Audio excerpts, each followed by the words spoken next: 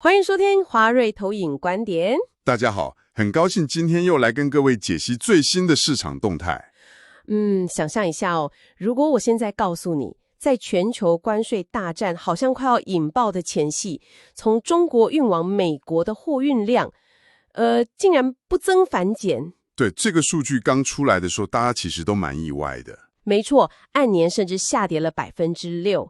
那你一定会想说，难道美中贸易真的要不行了吗？但事实可能完全出乎你的意料。确实，有时候我们很容易被这种短期的数据波动给骗了。所以今天我们要来解读由 GS 撰写的这份报告。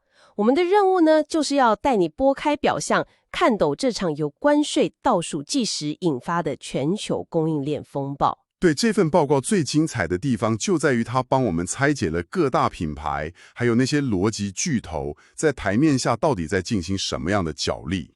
好，那我们就先来看看这个让人吓一跳的暴跌数据。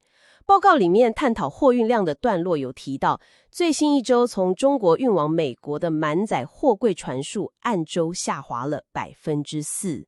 按年更是跌了6%。对啊，6%的货物就这样凭空消失了，这绝对不是小数目吧？大家第一时间的反应可能都是，哇，这难道不是经济衰退的早期讯号吗？表面上看起来真的很像啦，但报告里点出，这其实是所谓的严苛激起对比效应造成的视觉误差。视觉误差，所以你的意思是说，真实的拉货动能其实并没有萎缩嘛？没错，你可以这样想啦，就是这有点像你去看一家餐厅在情人节隔天的营业额。哦，数字看起来绝对是暴跌的。对，但那是因为昨天的基期被特殊节日垫得太高了嘛。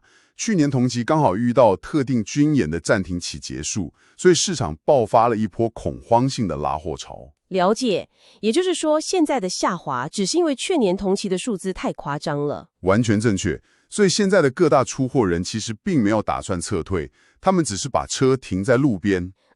引擎不熄火那种。对，就是等着看收费站的闸门到底要往哪边开。报告把这个称为战术性观望。战术性观望这个词用得蛮精准的。那既然大家都在路边观望，他们到底在等什么信号才肯踩油门呢？这个就是重点了，他们其实在等政策的底牌掀开。这份报告特别探讨了美国最高法院的最新裁决，还有那个122条款的新关税。哇，这两个事件一叠加，真的是直接给市场注入了非常剧烈的不确定性诶。没错，而且这也正式启动了一场长达150天的关税摊牌倒数。等一下，这个150天具体是怎么算出来的啊？过了这段时间又会发生什么事？其实这150天就是一个法规的政策审议与过渡期，在这5个月左右的时间内，说真的没人知道122条款的高昂关税最终会不会被推翻，或者是维持，甚至是加码，对吧？对，你可以想象一下，如果你是个跨国企业的 CEO， 你的成本随时可能在5个月后暴增，那真的会蛮焦虑的。绝对会。所以整个全球供应链现在根本顾不上以前那种追求效率的即时生产模式了。就是以前很红的那种零库存概念已经不流行了。对，现在全部恐慌性的转向了以防万一的防御状态。哇，这简直是在全球贸易商的头上挂了一颗定时炸弹啊！那这对实际的物流运输会产生什么具体的影响呢？影响非常极端哦。你看这份报告对洛杉矶港吞吐量的预估就知道了。洛杉矶港的数据怎么说？报告预估下周会大跌6%，但是呢，到了下周却又会暴涨7%。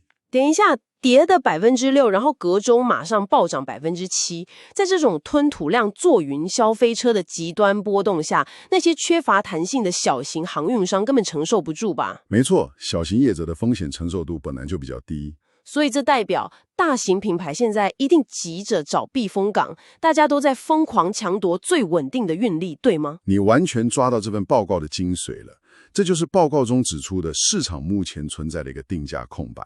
定价空白怎么说？就是说，为了解决这种5个月后可能大洗牌的政策风险，全球品牌正加速把逻辑合约集中塞给特定的一线快递巨头，像是 UPS 跟 FedEx 这种吗？对，因为他们具备了全球清关能力、多式联运，还有非常强大的航空网络。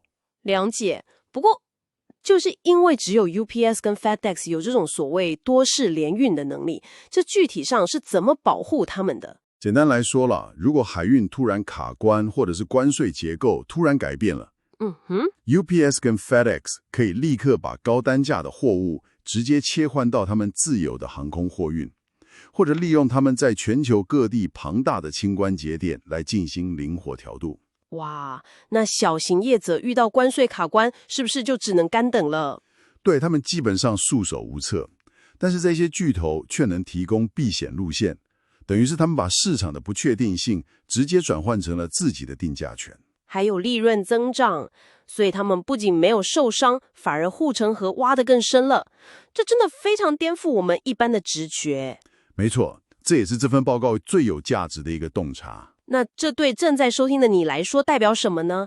下次你看到媒体头条那些很惊悚的，说什么进口暴跌的时候，先别急着恐慌。对，其实你需要紧盯的是这份报告提到的7至8月洛杉矶港在这波震荡之后的实际反弹力道。没错，那才是真实的景气指标。最后，我想留下一个问题让你反思一下：如果关税壁垒让 UPS 与 FedEx 这种巨头的定价权越来越大，那未来你日常买到的各种进口商品，它的成本结构会发生什么根本性的改变呢？没错，我们是不是都在不知不觉中为这场战术性的观望买单呢？这确实是一个很值得大家深思的问题。以上是今天的重点摘要。如果你喜欢我们的内容，欢迎追踪华瑞。若您对加入华瑞有兴趣，或是想要与我们进一步联系，欢迎随时与我们联络。